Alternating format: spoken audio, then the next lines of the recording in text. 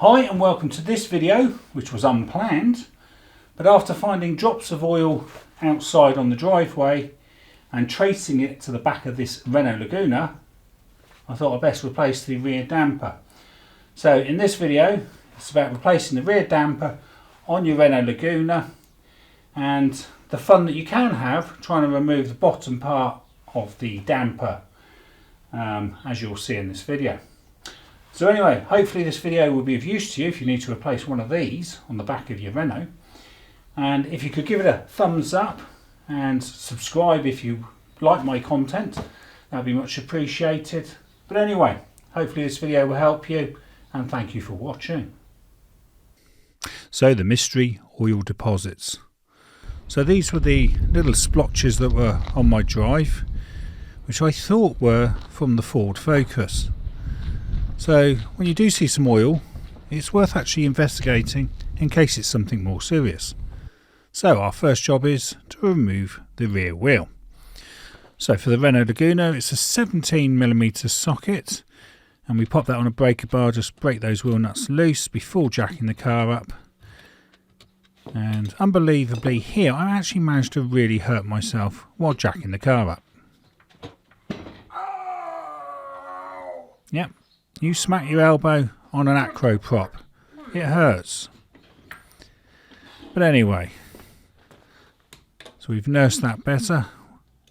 Now we can just pop all the 5 nuts off, or the bolts, and then have a look at this. I know the condition of my brake discs don't look very good, and something I'll probably be addressing later on. But anyway, so there's the damper there. Now I'm just going to do a bit of juggling around here because obviously I want to get the axle stand where the jack was, which we've now done. And so let's have a look at this leaking damper.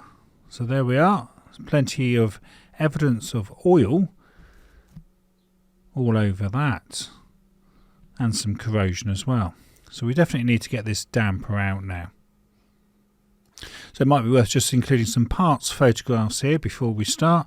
So obviously there's the wheel arch with the wheel removed, the suspension damper, the upper securing bolt, the main suspension spring, obviously the brake disc, the brake caliper spring, the brake pad, the caliper, and then if we go to the inside of the car we can obviously see the leaking damper and the lower securing bolt.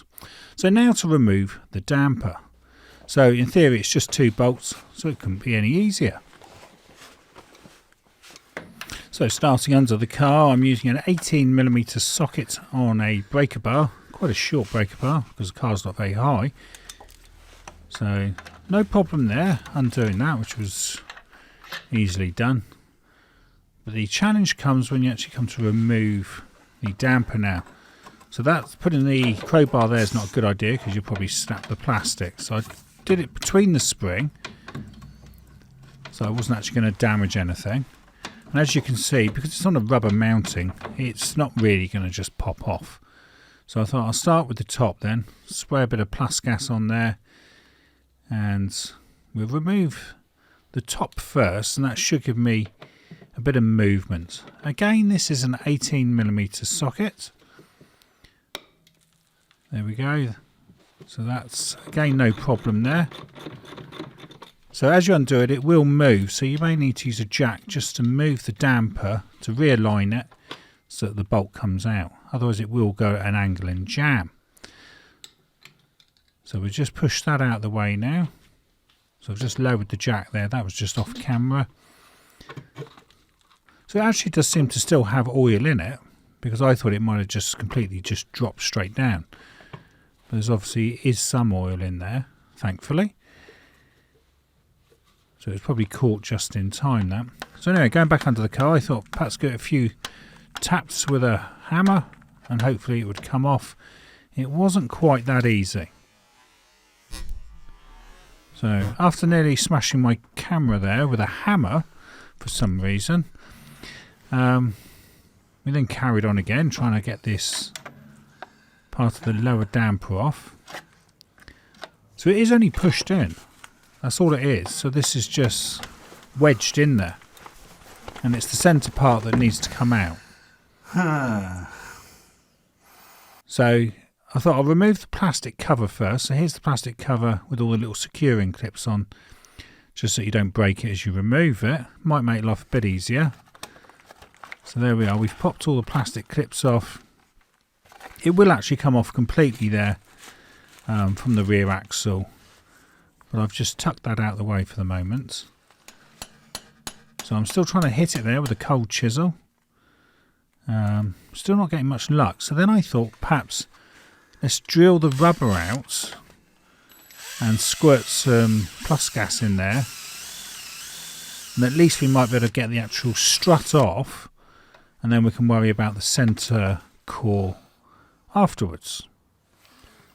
So this method actually did work quite well. Now I did actually put a screwdriver in and just work it around so that the plus gas got in there. Now we need to take the camera out now with this.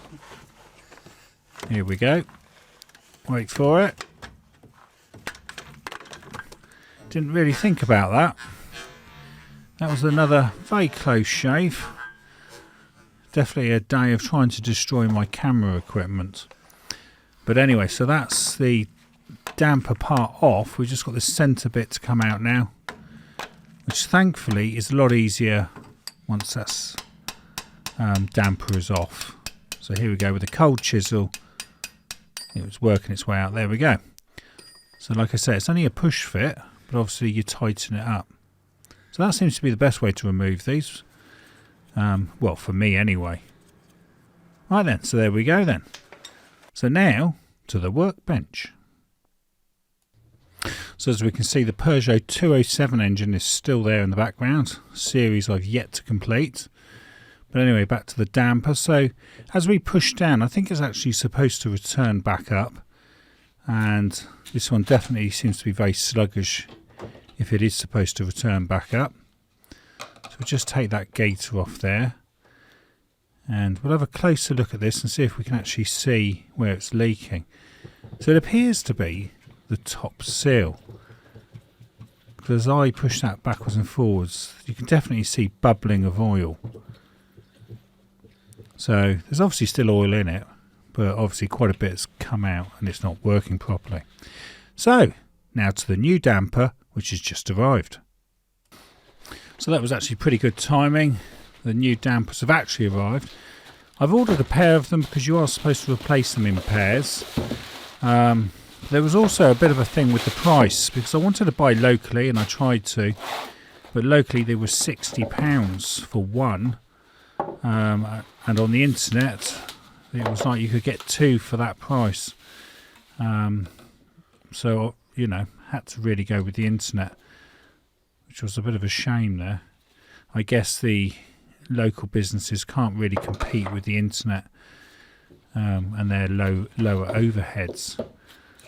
So anyway, so that's the old. I'm just checking the length of the dampers now, just to make sure that they definitely look the same. Now, what you're supposed to do is actually prime them by putting them up vertically and pumping it up and down.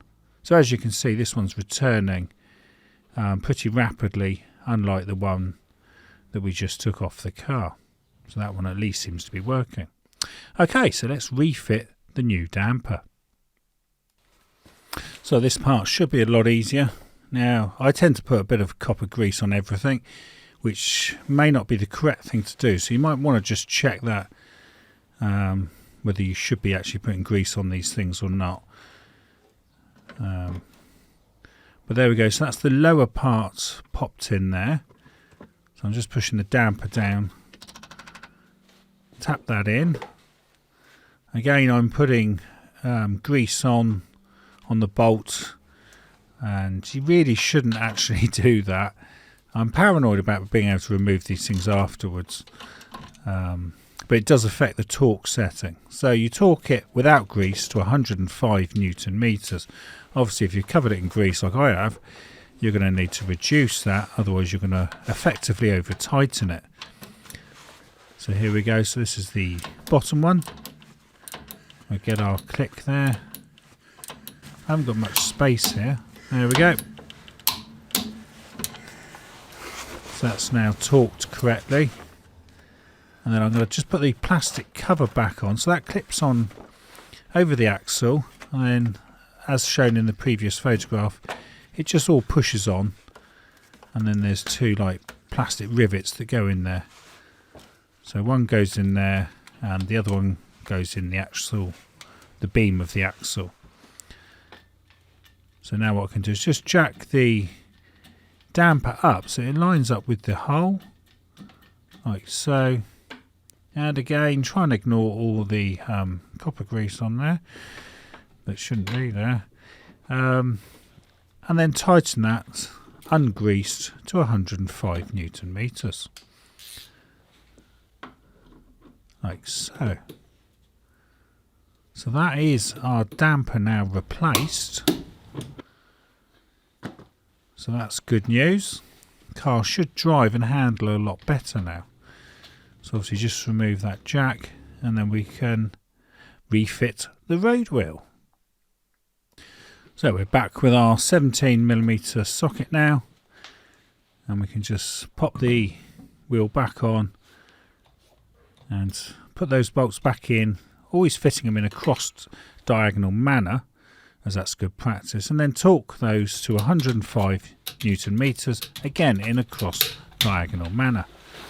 There we go. So we can now lower the car back to the ground, and that's a good job completed. So here's some torque settings just that you may need for reference. So here's some reference photographs which you can pause to view for longer. So obviously we start with the beginning, which was the wheel arch showing the damper, the securing bolt, the main suspension spring, and obviously parts of the brake disc, which I'll actually be doing a video on that next week on the brakes. So there is our leaking damper, and there's another view there of the suspension spring, obviously the splash guard, and now for some outtakes. Well, I've just had to replace the damper on the Renault Laguna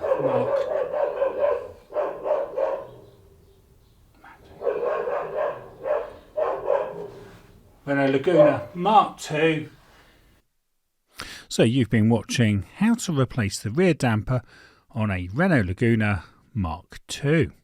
And thank you for watching and supporting my channel, and please like and subscribe. This video was filmed and edited by me, Mark Savage, in April 2023, and I can be found on Instagram and Facebook as Coats and Gators.